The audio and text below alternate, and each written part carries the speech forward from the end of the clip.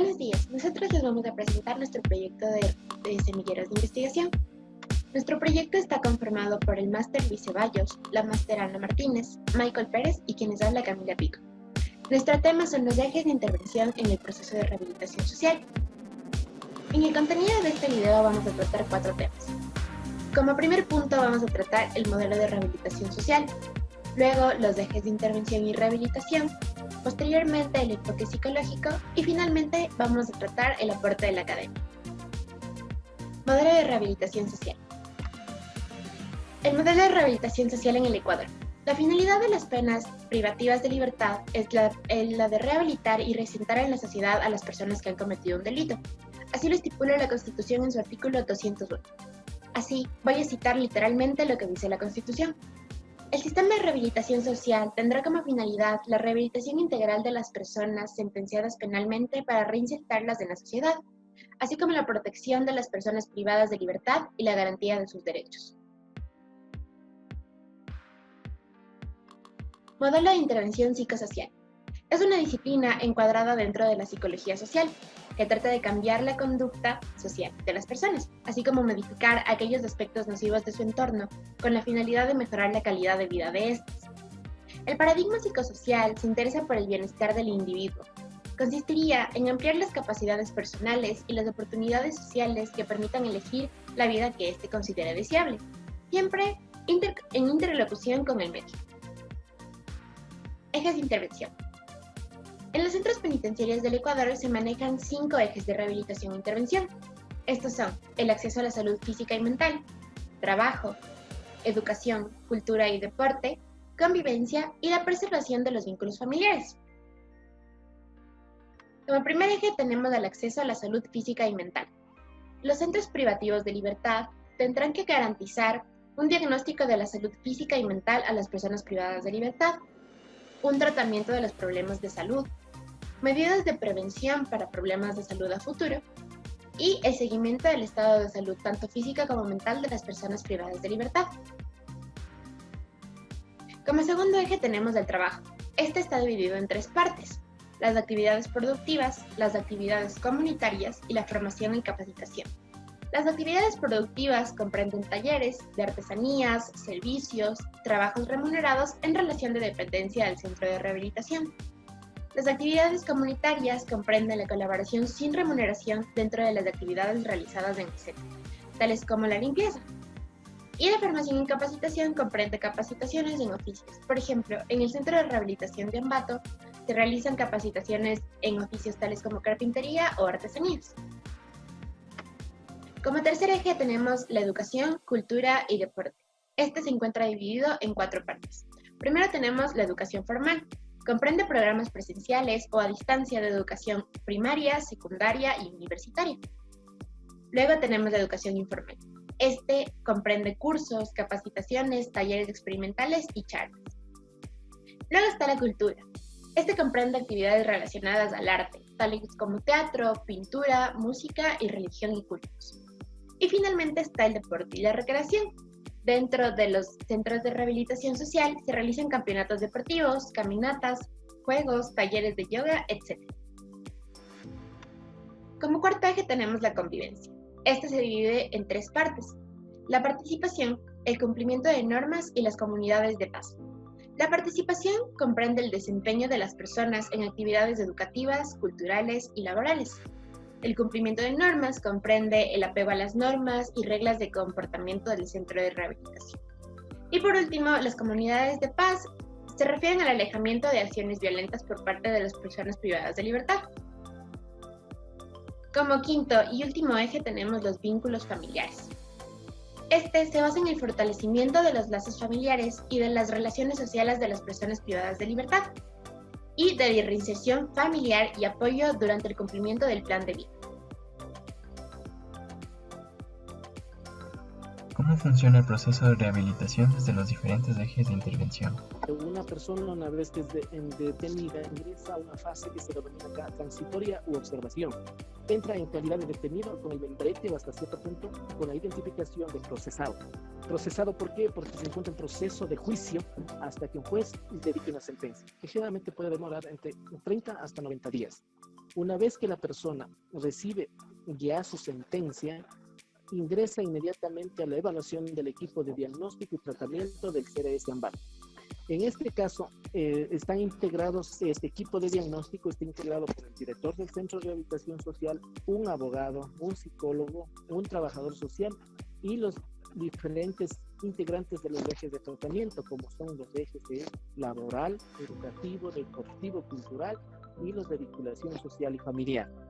Una vez que se realiza la reunión y se realiza el análisis individual de cada una de las personas sentenciadas, se establece un modelo o un eje de tratamiento denominado plan de ejecución de la pena.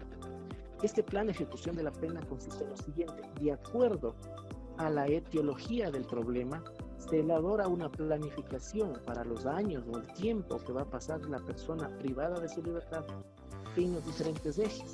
Como por decir, te pongo un ejemplo: si una persona va a pasar detenido unos 10 años por asunto de tipo sexual, es diferente la organización para una persona que va a pasar un año por tráfico de drogas. Eso se establece el diagnóstico en cada una de las áreas para establecer los ejes de tratamiento y la inserción para que el señor privado de libertad pueda entrar a un ámbito de rehabilitación social. Y en eso es, por ejemplo, puede ingresar a un eje laboral para que él pueda trabajar y aprender un oficio. Puede ingresar al eje educativo para que él pueda terminar su escuela, colegio y la universidad, con lo que cuenta este centro.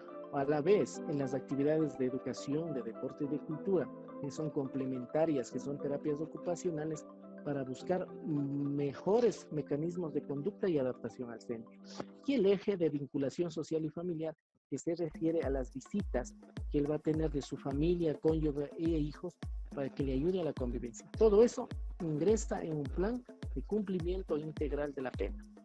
Estos procesos son evaluados periódicamente cada 6 meses y van al expediente de cada una de las personas para que puedan ir evaluando y hasta cierto punto identificando su progresión o regresión en este proceso de tratamiento. Entonces, eso sí se puede manejar así de esa manera, así se lo trabaja, y eso es el proceso en sí de ejes de tratamiento, así de manera general. ¿Cómo se debe trabajar para mejorar la calidad de vida de las personas privadas de libertad? Bueno, en realidad las personas que se trabajan en estos centros, primero, como profesional hablo yo, debería tener un poco de mística, un poco de compromiso, ante todo, y entender de lo que se trata la evolución y el trabajo con las personas privadas de libertad. Hay mucho que hacer. Primero debemos entender la problemática social, familiar, por lo que él se encuentra acá, y entender primero que estamos trabajando con un ser humano. Y que el ser humano, con todas las falencias, aciertos y errores, circunstancialmente él está acá. No debemos buscar una conducta de juzgar, porque no es la posición, sino más bien buscar la óptica y la posición de qué se puede hacer por rehabilitar a esta persona. Y en ese sentido, el trabajo en esa área es muy fundamental. Entender a la persona desde su problemática, qué es lo que se quiere hacer, motivarle para su vida, desarrollar y conocer sus habilidades y debilidades para poder transformarles más allá de todo su conducta y resocializar sus actitudes. Es muy fundamental entender con ellos, desarrollar una conducta de vinculación hasta cierto punto, de confianza, de vinculación hasta cierto punto en el área de compromiso, de que somos personas que estamos destinados a ayudarles y a guiar, y es muy fundamental, y de hecho se logra la rehabilitación. En este centro, por ejemplo, contamos con áreas muy fundamentales donde que la persona puede ingresar a trabajar en diferentes talleres. Contamos con 18 más o menos talleres de diferentes temáticas. Acá hay universidad donde que tal vez pueda sacar un título de tercer nivel en carreras con convenios con varias universidades, tanto públicas como privadas. sí las diferentes áreas de temática de trabajo, en el área de terapia psicológica que se lo realiza, en el área de vinculación social y familiar, mejorar y corregir tal vez las cosas que a su tiempo estuvieron mal, son cosas muy fundamentales y que ayudan al trabajo de la persona privada de libertad en su proceso de rehabilitación social. ¿Cuáles son sus sugerencias que contribuirían a la reinserción social? Bueno, la sugerencia es muy fundamental. Tenemos una sociedad demasiado estigmatizante, demasiado dura. Con las personas privadas de libertad piensan que una persona porque estuvo en un centro ya perdió su oportunidad de reinsertar a la sociedad. A veces los campos laborales y ocupacionales se cierran mucho en el momento que se enteran que una persona estuvo ahí y lo ven como algo malo. Y no es así. Realmente son aspectos consustanciales que realmente una persona no necesariamente significa que si cometió un error, no toda la vida tiene que ser juzgado y va a decir que tal vez nunca lo va a cambiar. No es. Hay personas que verdaderamente muy valiosas se rehabilitan.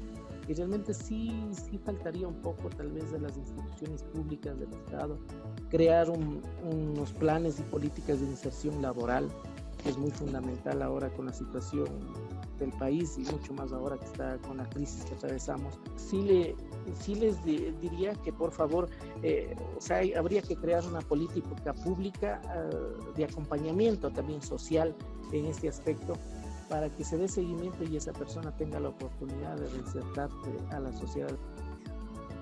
A continuación voy a hablar acerca del enfoque psicológico, proceso de diagnóstico, rehabilitación y plan de vida.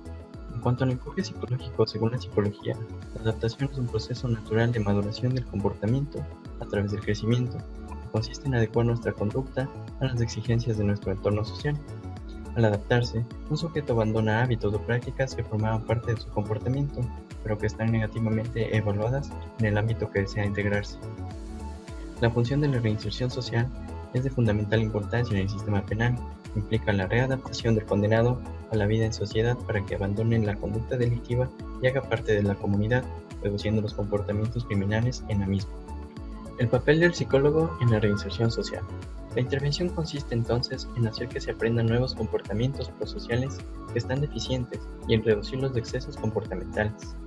Los estados mentales positivos actúan como barreras a los trastornos psíquicos que tienen un efecto preventivo e incluso rehabilitador.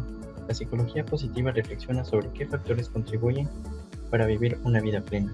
A la hora de evaluar, la psicología positiva permite valorar aspectos que van más allá de los problemas psicopatológicos, el riesgo de reincidencia o la peligrosidad del individuo. Incluye tanto las necesidades de la persona como los recursos personales con los que cuenta. Enfoque socioconstructivista. Se atienden las diferencias individuales desarrollando al máximo la capacidad de aprender. Toma en cuenta intereses y expectativas. Este enfoque requiere de la aplicación de metodologías activas, participativas que permitan desarrollar el pensamiento creativo, la comprensión conceptual, la mente abierta y la necesidad de adquirir nuevos conocimientos a través de una participación activa, eficaz y libremente asumida, pasando por el proceso de investigación que consiste en recoger información, la observación, el análisis, la interpretación y la comunicación. Como cuarto punto tenemos el aporte de la academia, vinculación, investigación y práctica. La educación superior como espacio de mediación entre las personas y sus contextos. Es un modelo que entiende el currículo como espacio de mediación entre las personas y sus contextos, que permite integrar procesos de reflexión, construcción e innovación. El gran desafío que se presenta a la educación superior es la construcción de una globalización que se oriente a la justicia y a la dignidad. Muchas gracias por su atención.